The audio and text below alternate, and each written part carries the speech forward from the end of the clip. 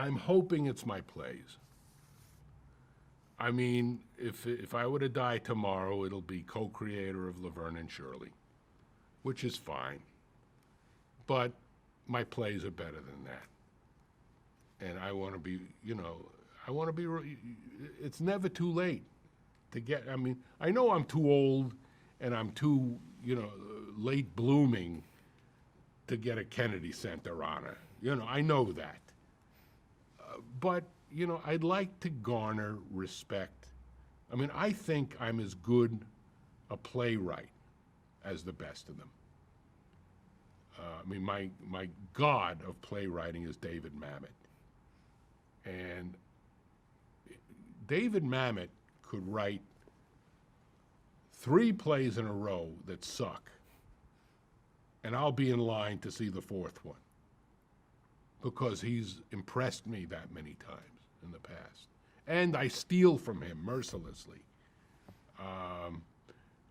But I think I write very much like him and very much on the same level.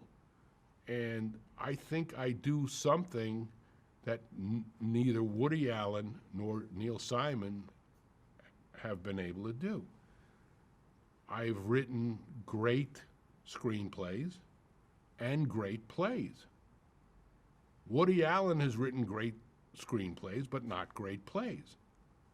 Neil Simon has written great plays, but not great screenplays. I think I'm double-barreled. I can do it both. So I would love my legacy to be that he's on that level. I want that kind of respect. And it's not easy, but I'll take what I can get. I'll be happy if I could just tour the country with my plays and just watch people enjoy them. That's all I want out of life these days. I'm not looking to bring them to Broadway right away, because if you have a critic who has a piece of bad fish that night, then there's no afterlife for your plays. So I want my afterlife to happen beforehand. Then take it to New York and let it live or die, but let everyone in the country see it first,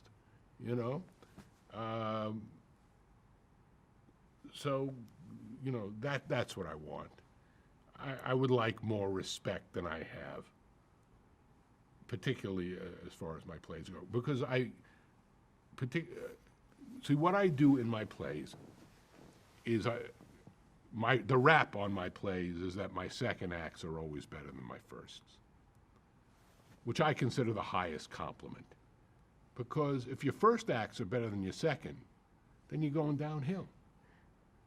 But if your second act, what usually happens is people go and they see the first act and they go to intermission, they buy the Orangeade. They say, boy, that was really funny. What fun that was, Then they'll come back for the second act, and they will be knocked on their asses. And I was like, wow, boy, that second act was sure a lot better than the first act. Not remembering that they had really enjoyed the first act. My only solution to that is to not have intermissions. Just let it keep going through. But I don't care if they like the second. That's the way it should be, because I'm always building to surprises. If an audience can ever figure out where I'm going with something, then I failed. I just totally failed. And they never figure out where I'm going. And when they see where I'm going, they're always thrilled that I took them there.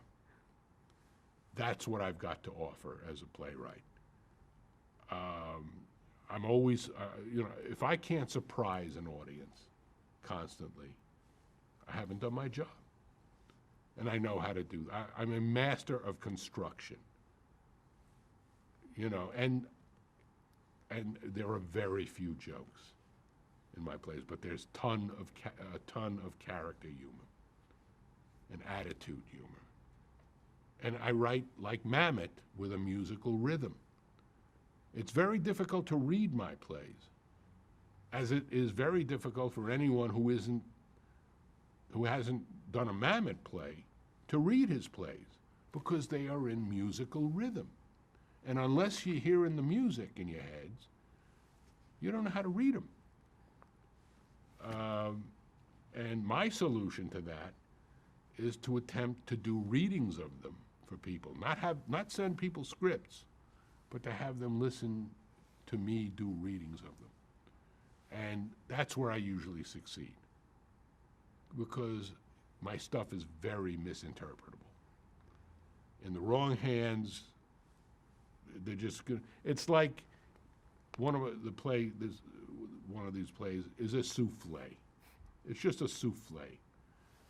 And if it's not heard right, it's like a cake that fell in the oven. But in my hands, out of my mouth, it's a souffle.